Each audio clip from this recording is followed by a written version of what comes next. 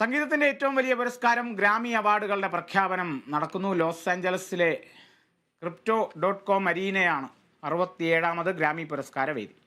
കാട്ടുതീ ദുരിതബാധിതരെ അനുസ്മരിച്ചുകൊണ്ടാണ് പ്രഖ്യാപന ചടങ്ങുകൾ ആരംഭിച്ചത്. വിശദാംശങ്ങളുമായി മേഘ PV ചേരുന്നു. മേഘ, ഈ സിനിമാ മേഖലയിലെ ഓസ്കാർ പോലെ തന്നെയാണ് ഈ സംഗീത മേഖലയിലെ ഗ്രാമി എന്ന് പറയുന്നത്. ഇപ്പോൾ ആരൊക്കെയാണ് അവാർഡിന് അർഹരായിട്ടുള്ളവർ? കാളിദാസ് 67ാമത് ഗ്രാമി പുരസ്കാരമാണ് ലോസ് ആഞ്ചലസിലെ Crypto.com അരീനയിൽ നടക്കുന്നത്.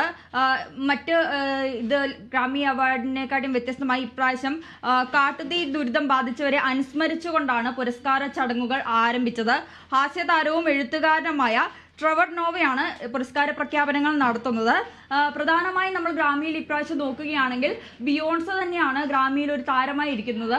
11 നോമിനേഷൻസ് ആണ് പോപ്പ് ഗായികയായ ബിയോൺസിക്ക് ലഭിച്ചിരിക്കുന്നത്. കൂടാതെ മികച്ച കൺട്രി ആൽബത്തിന് ഉള്ള അവാർഡും പുരസ്കാരവും ബിയോൺസിക്ക് കിട്ടിയിട്ടുണ്ട്. ബിയോൺസയുടെ കൗബോയ്ക്കാണ് പുരസ്കാരം കിട്ടിയിരിക്കുന്നത്. അതുമാത്രമല്ല, ആദ്യത്തെ ഒരു കറുത്ത വംശജയായ വനിത എന്ന ഒരു സ്പെഷ്യാലിറ്റി, ഒരു വിശേഷണം കൂടി ബിയോൺസയ്ക്കുണ്ട്.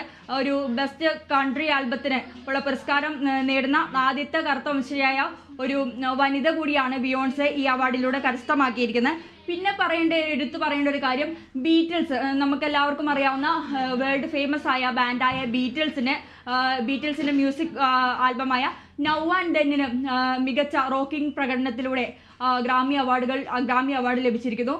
ബീറ്റിൽസിന്റെ ആൽബത്തിനെ കുറിച്ച് നമ്മൾ പറയുകയാണെങ്കിൽ AI ഉപയോഗിച്ചാണ് അവർ ഇപ്രാവശ്യം ആൽബം ഉണ്ടാക്കിയിരുന്നത്. അവരെ 2 മെമ്പേഴ്സ് മുമ്പേ മരിച്ചു പോയിരുന്നു. അപ്പോൾ 1970 റെക്കോർഡ് ചെയ്യപ്പെട്ട ഗാനമാണ് നൗ ആൻഡ് ദെൻ. അതിൽ ആർട്ടിഫിഷ്യൽ ഇന്റലിജൻസ് ഉപയോഗിച്ച് ആ 2 മെമ്പേഴ്സിനെ മ്യൂസിക് വീഡിയോയിൽ ഉൾപ്പെടുത്തിയാണ് അവർ ഇപ്രാവശ്യത്തെ ഗ്രാമി കരസ്ഥമാക്കിയിരിക്കുന്നത്. ഇതിലൂടെ വലിയൊരു സാധ്യത തന്നെയാണ് തുറന്നു വരുന്നത്.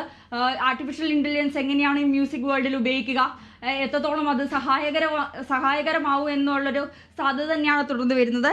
പിന്നെ പറയുകയാണെങ്കിൽ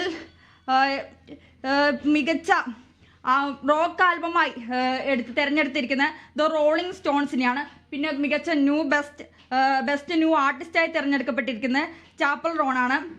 പിന്നെ ബെസ്റ്റ് റാപ്പ് ആൽബം ആയിട്ട് അലിഗേറ്റർ ബൈറ്റ് നെവർ ഹീൽസ്, ഡോച്ചിയുടെ അലിഗേറ്റർ ബൈറ്റ്സ് നെവർ ഹീലാണ് മികച്ച റാപ്പ് ആൽബമായി തിരഞ്ഞെടുക്കപ്പെട്ടിരിക്കുന്നത്.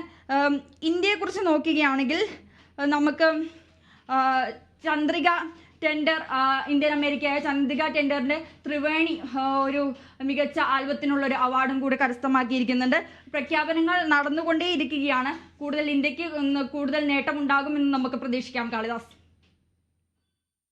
തീർച്ചയായും മേഘ, എന്തായാലും ആ ഒരു ഗ്രാമി അവാർഡ് പ്രഖ്യാപനം ഇപ്പോഴും പുരോഗമിക്കുന്നു എന്ന് തന്നെയാണ് മനസ്സിലാക്കാൻ സാധിക്കുന്നത്. ഇനിയും ഇന്ത്യൻ സാന്നിധ്യം അടക്കം അവിടെ ഉണ്ടായിട്ടുണ്ട് എന്നുകൂടി പറയേണ്ടിയിരിക്കുന്നു. ചന്ദ്രിക ടാൻഡൻ പുരസ്കാരം നേടി. അങ്ങനെ ഒരു ഇന്ത്യൻ സാന്നിധ്യം കൂടി ഗ്രാമി പുരസ്കാരവേദിയിൽ ഇത്തവണത്തെ 67ാമത് ഗ്രാമി പുരസ്കാരവേദിയിൽ ഉണ്ടായി എന്നുള്ളത് ഏറ്റവും സന്തോഷകരമായ ഒരു കാര്യമാണ്. മേഘ PV ആണ് വിശദാംശങ്ങൾ നൽകിയത്. ലോകത്തെ